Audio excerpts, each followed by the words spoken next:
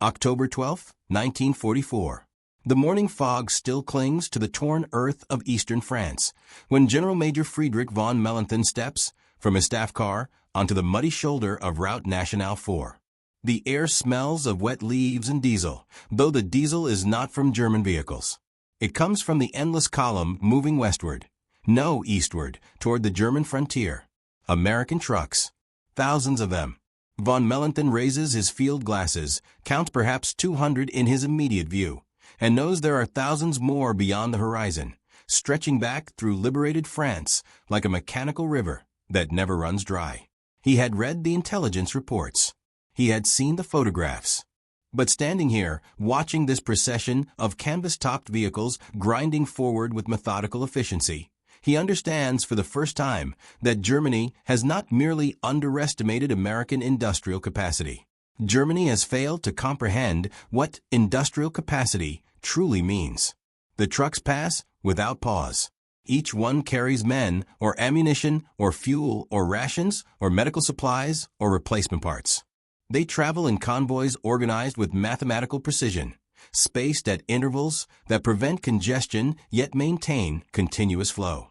Von Mellenthin notices that many drivers are black soldiers, men the Reich's racial ideology had dismissed as inferior. These men guide 6-ton vehicles through terrain that German logistics officers had deemed impassable for heavy transport. The general lowers his glasses. He does not write this observation in his diary until 3 weeks later, when the shame has dulled enough to permit honest reflection. But the thought forms immediately, sharp and undeniable. We mocked their trucks. We called them a nation of shopkeepers and mechanics. We assumed that motorization meant vulnerability, that dependence on vehicles would prove their weakness in European combat. We were wrong about everything. To understand how deeply wrong, one must return to the winter of 1940, when German military theorists still believed they had deciphered the future of warfare. The fall of France had validated their doctrine: combined arms assault, rapid breakthrough, encirclement through speed and maneuver. The panzers had performed brilliantly, but even more impressive was the German logistics system. Horse-drawn wagons following predetermined supply routes, railway networks seized intact and immediately exploited, fuel dumps established at calculated intervals. This was war as art, as science, as the expression of Teutonic organizational genius. German officers studied the American military with polite condescension. They noted the vast automobile industry, the millions of civilian trucks and cars, the highway networks spreading across the American landscape. This, they concluded, was a nation too comfortable, too dependent on machinery, too unwilling to embrace the hardships of genuine military discipline. American soldiers would arrive in Europe expecting paved roads and service stations. They would bog down in mud, run out of fuel, collapse when their mechanical conveniences failed them. The Abwehr reports reinforced this assessment. American military trucks were commercial derivatives. The GMC CCKW, the Studebaker US-6, vehicles designed for civilian freight operations and hastily militarized. They lacked the elegant engineering of German equipment, the precision manufacturing, the specialized design. A German logistics officer examining the specifications of the standard American 2.5-ton truck found much to criticize. Simple construction, interchangeable parts, minimal variation between models. Where German military vehicles were purpose-built for specific tactical roles, American trucks were mass-produced commodities. The Americans, it seemed, were bringing hardware store solutions to a sophisticated military problem. This interpretation felt comfortable because it confirmed existing prejudices. It allowed German commanders to believe that their own logistics challenges, the chronic fuel shortages, the reliance on millions of horses, the vulnerability of rail lines to partisan attack, were temporary problems that superior operational doctrine could overcome. When Oberkommando der Wehrmacht analysts calculated that the American military would need to transport millions of tons of supplies across thousands of miles to sustain offensive operations in Europe, they concluded such an undertaking was theoretically possible, but practically impossible. No army had ever maintained that scale of logistical flow over such distances. The Americans would try, certainly, Their factories would produce trucks in impressive numbers. But production was not the same as implementation. The Americans would discover that modern war required more than industrial output. It required the kind of disciplined, hierarchical efficiency that only the German military tradition had truly mastered. June 6, 1944. Omaha Beach. The first American trucks roll off LST landing craft into 3 feet of seawater, engines roaring, exhausts belching black smoke into the chaos of the Normandy invasion. German defenders, those who survived the initial bombardment, watch these vehicles lumber through surf and sand with something approaching disbelief. The trucks do not stall. They do not sink. They drive directly from the landing craft onto the beach, up the bluffs, into the hedgerow country beyond. Within 72 hours, American engineers have carved temporary roads from the landing zones inland. Within a week, those roads carry a continuous flow of vehicles suppling 5 divisions. Within 2 weeks, German intelligence officers are reporting numbers that their superiors dismiss as exaggeration. 10,000 vehicles landed, 20,000, 30,000. The numbers seem impossible because they are unprecedented. No military force in human history has ever deployed vehicle assets on this scale. The trucks themselves become objects of fascination and dread. German soldiers, those who survive encounters with American units, describe the psychological impact of fighting an enemy whose supply line never breaks. A Wehrmacht sergeant captured near St. Lo tells his interrogators about watching American positions receive resupply in broad daylight, trucks rolling up with ammunition and fuel and hot food, while German forces 2 miles away are rationing cartridges and scraping the last spoonfuls from their field kitchens. The sergeant mentions detail that haunts him. The American trucks all look the same. Not identical. There are slight variations, different manufacturers, different models, but fundamentally similar. Standardized. A destroyed truck is replaced within hours by another truck of the same type. Parts are interchangeable. Repairs are simple. The Americans have not brought a collection of specialized vehicles requiring specialized maintenance. They have brought a single solution, mass-produced, endlessly replaceable, operated by soldiers trained on identical equipment. This standardization reveals something German military doctrine had not anticipated: the strategic advantage of simplicity. Where German logistics required skilled mechanics capable of maintaining dozens of different vehicle types, American logistics operated on the principle of rapid replacement. A truck with engine trouble was simply swapped for a functioning truck. The damaged vehicle was tagged for repair depot processing, where specialized facilities handled maintenance at scale. Frontline units never waited for repairs. They waited only for the next truck in the endless convoy rolling forward from the beaches. German officers, trained to admire technical sophistication, struggle to comprehend the elegance of this approach. It seems wasteful, inefficient, typical of American excess. Only gradually do they recognize that they are witnessing industrial warfare at a level their own economy cannot match.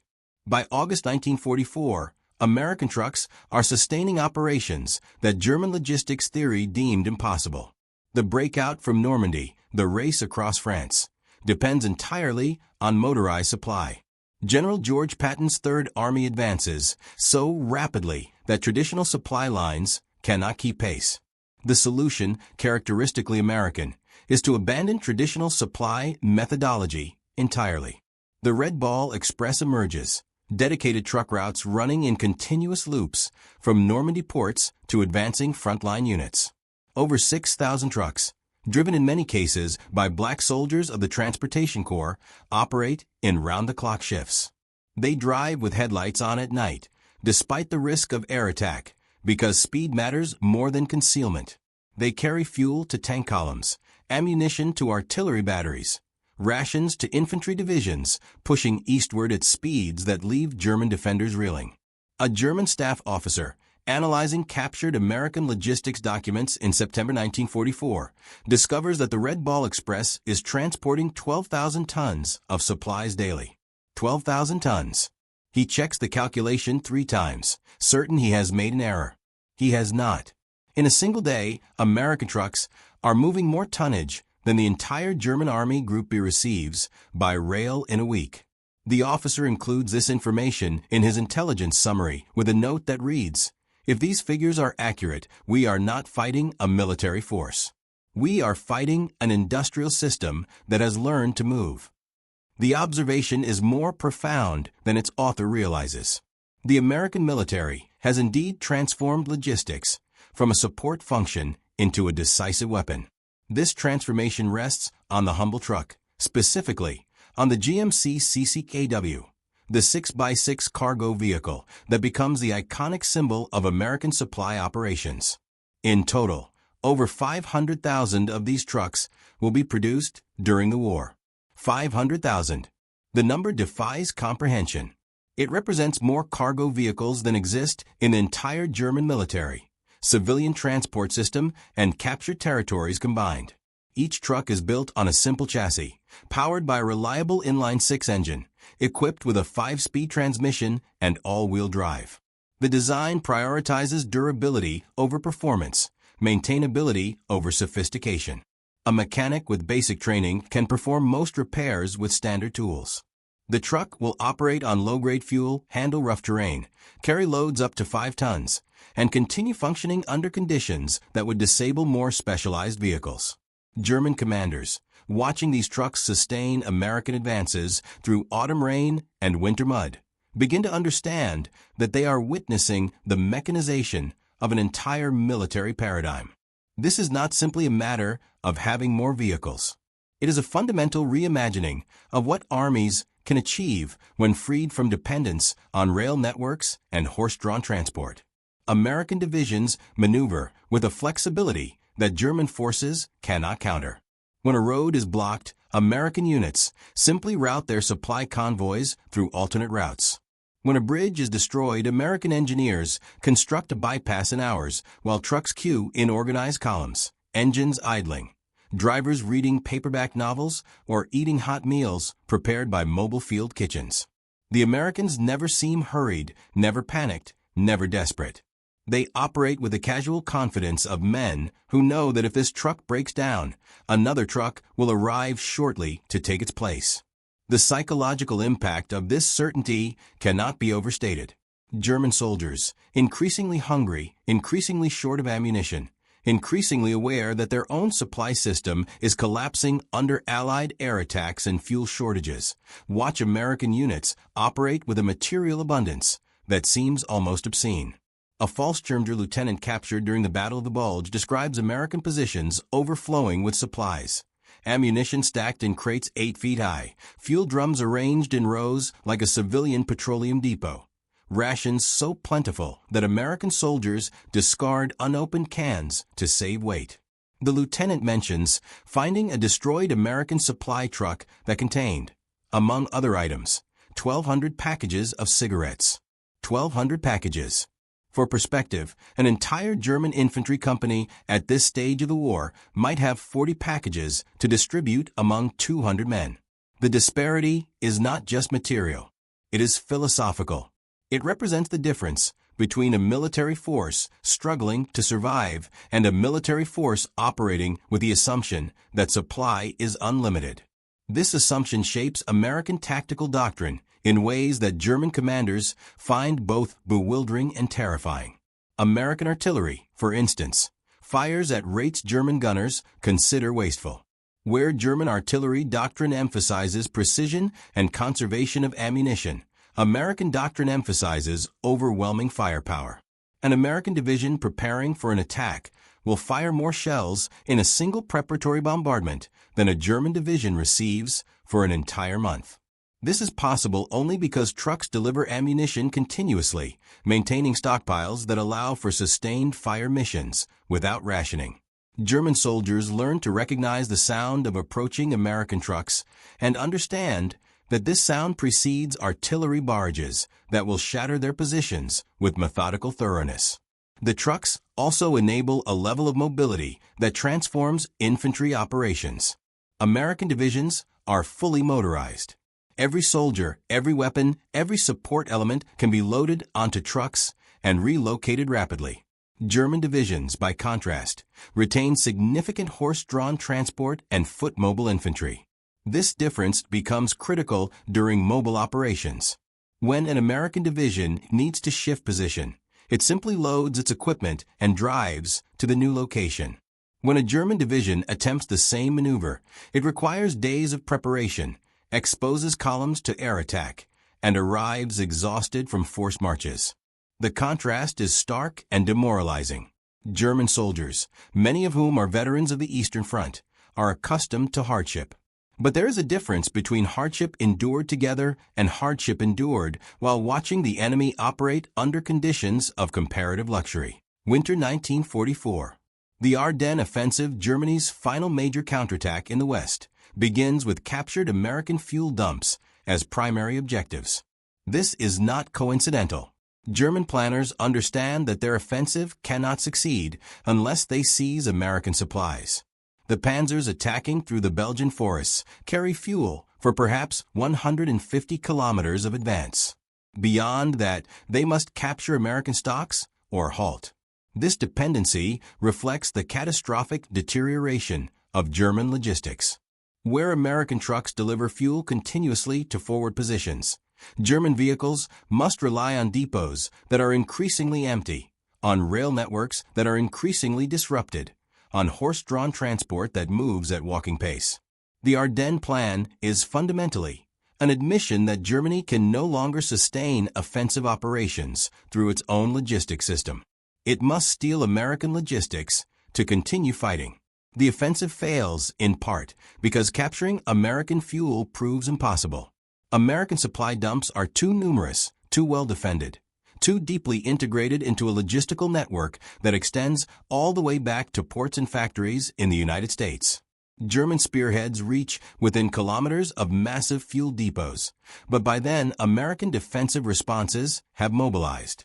Trucks reroute supplies away from threatened areas. Reserve stocks move forward to prevent capture. The flow never stops. German tank commanders, watching their fuel gauges drop toward empty, realize they are trapped. Without American fuel, they cannot advance.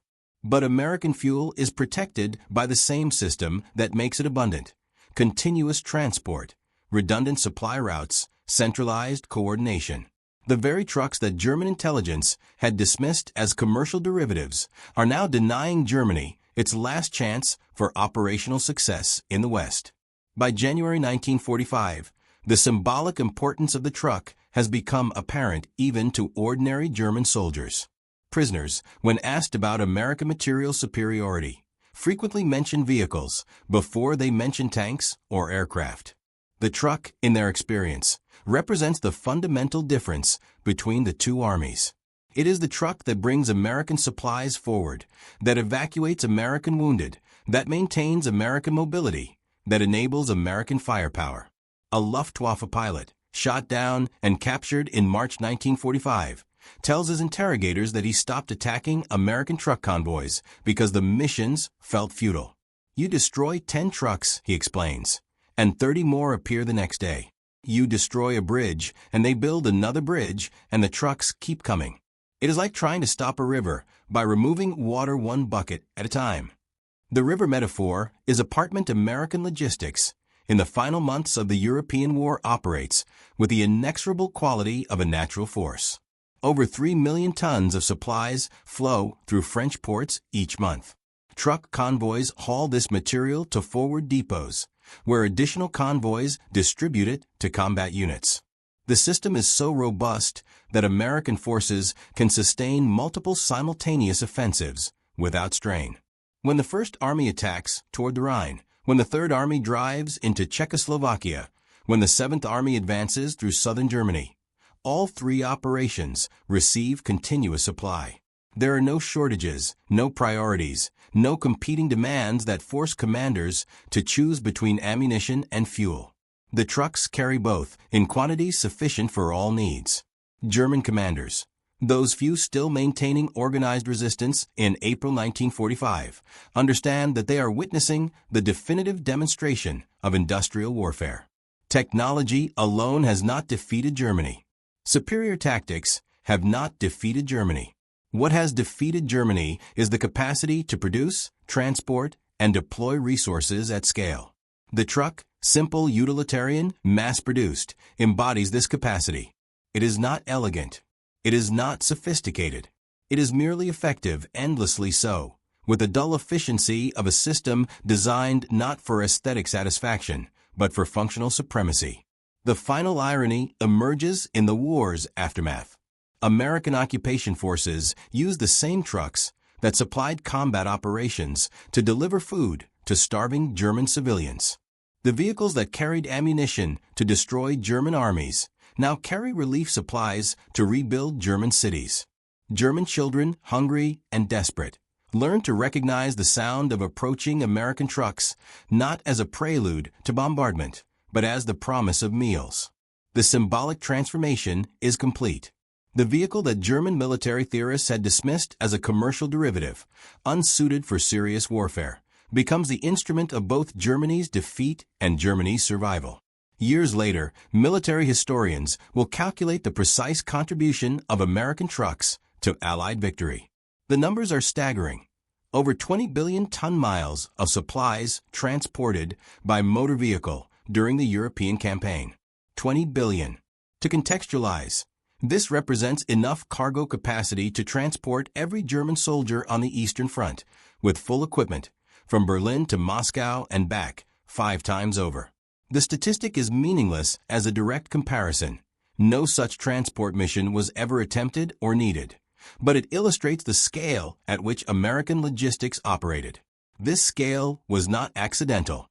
It was the deliberate product of industrial planning, mass production, standardized design, and training systems capable of producing tens of thousands of drivers and mechanics. The German commanders who survived the war wrote extensively about their experiences. Many devoted entire chapters of their memoirs to American material superiority. General Major von Mellenthin, the officer who watched American convoys roll through eastern France in October 1944, published his reflections in 1956. He describes the moment when he first understood the implications of American motorization. We had believed that modern war rewarded the superior soldier, the better tactician, the more disciplined force. Standing beside that road in France, watching those trucks pass in their thousands, I realized we had misunderstood the nature of modern war. It rewards the superior system, the more productive economy, the society capable of transforming industrial capacity into military effect. The Americans did not defeat us with better soldiers. They defeated us with better trucks. The assessment is both accurate and incomplete. The trucks alone did not win the war, but they enabled everything else. The rapid buildup of forces in Britain before D-Day, the sustained offensive across France, the maintenance of multiple army groups through winter campaigns, the final drives into Germany. Without those trucks, Allied forces would have faced the same logistics constraints that plagued German operations. Advances would have stalled at the limits of rail capacity. Offensives would have outrun their supply lines. The war might have continued into 1946, 1947, with incalculable additional costs in lives and destruction. Instead, American trucks compressed the timeline of victory. They transformed industrial output into operational tempo, factory production into battlefield mobility. The transformation was not dramatic in the way of tank battles or air raids. It was gradual, cumulative, relentless. Each truck delivered its load, returned for another load, delivered again. Each convoy completed its route, then ran the route again. Each driver finished a shift, slept, and drove another shift. The system ground forward with mechanical persistence, indifferent to weather, terrain, or resistance. It was warfare stripped of romance and reduced to mathematics. Tonnage times distance, divided by time equals operational capability. German soldiers, those who fought to the end, learned to hate those trucks more than they hated American tanks or aircraft. The tanks could be fought, ambushed, sometimes destroyed. The aircraft could be endured, survived, occasionally shot down. But the trucks could not be stopped. They represented an enemy that could not be defeated through valor or tactical brilliance, because they were not really the enemy at all. They were merely the visible manifestation of American industrial capacity, that vast, incomprehensible machine of production that turned raw materials into military power with assembly line efficiency. Destroying one truck meant nothing. Destroying 100 trucks meant nothing. The factories were producing 1,000 trucks per day, 6,000 per week, 25,000 per month. The numbers obliterated meaning. They revealed the futility of resistance against an opponent whose strength was not military, but economic, not tactical, but systemic. There is a photograph taken by an American Signal Corps photographer in May 1945 that captures this reality with brutal clarity. The image shows a German roadside somewhere in Bavaria, littered with destroyed military vehicles. There are perhaps 30 wrecks visible: half-tracks, staff cars, horse-drawn wagons, artillery pieces. In the background, blurred by distance, but unmistakable, an American truck convoy passes on the intact portion of the highway. The convoy does not stop or slow. It has no reason to. The destroyed German vehicles are irrelevant to American operations, mere debris beside the road. The photograph's composition, German wreckage in sharp focus, American trucks moving past in the background, summarizes the material relationship between the two armies. One side is static, broken, reduced to scrap. The other side is mobile, functional, flowing forward with mechanical indifference. The image circulates among German prisoners of war in the months after surrender. Many have never seen it, but they have all lived its truth. They know what it means to fight without adequate supply, to watch equipment break down without replacement parts, to retreat not because of enemy pressure, but because fuel has run out and ammunition stocks are exhausted. They know the desperation of armies that can no longer sustain themselves, the gradual collapse of organized resistance into fragmented groups scavenging for resources. And they know, with the bitter certainty of defeat, that this collapse was not the result of inferior courage or inadequate training. It was the inevitable consequence of fighting an enemy whose trucks never stopped coming. In the end, that is what American motorization achieved: inevitability. Not the quick victory of brilliant maneuver, not the decisive triumph of superior weaponry, but the slow, grinding certainty of exhaustible resources overwhelming finite resistance. The German military could win battles, could execute tactical masterpieces, could defend with fanatical determination. But it could not match the logistical capacity that American trucks represented. It could not produce them in equivalent numbers, could not operate them with equal efficiency, could not replace them at comparable rates. The arithmetic was simple and final. American trucks could deliver more supplies faster over greater distances than German logistics could counter. Everything else, the tactics, the courage, the doctrine, became secondary to that mathematical reality. 70 years later, the legacy of those trucks remains visible in military doctrine worldwide. Modern armies universally prioritize logistics, understanding that operational capability depends on the ability to move supplies. The principles that American planners implemented in World War II, standardization, mass production, continuous flow, redundant capacity, have become foundational to military logistics theory. The specific vehicles have changed, improved, become more sophisticated.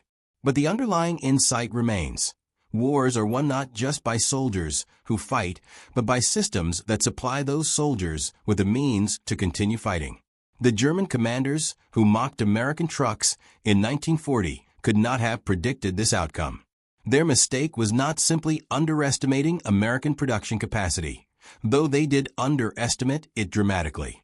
Their fundamental error was failing to recognize that military power in the industrial age would be determined by the same factors that determined economic power: efficiency of production, effectiveness of distribution, sustainability of resource flow. They believed that military excellence meant tactical brilliance and operational sophistication. They never imagined that it might mean producing 500,000 identical trucks and organizing systems capable of employing those trucks to transform industrial output into battlefield supremacy. The realization came too late for Germany, arrived truck by truck across the fields of France and the forests of Germany, delivered with the methodical persistence of a system designed not for elegance, but for effect. Those trucks, simple, durable, endlessly produced, became the vehicles not just of supplies, but of a new understanding of warfare itself. They carried ammunition and fuel and food.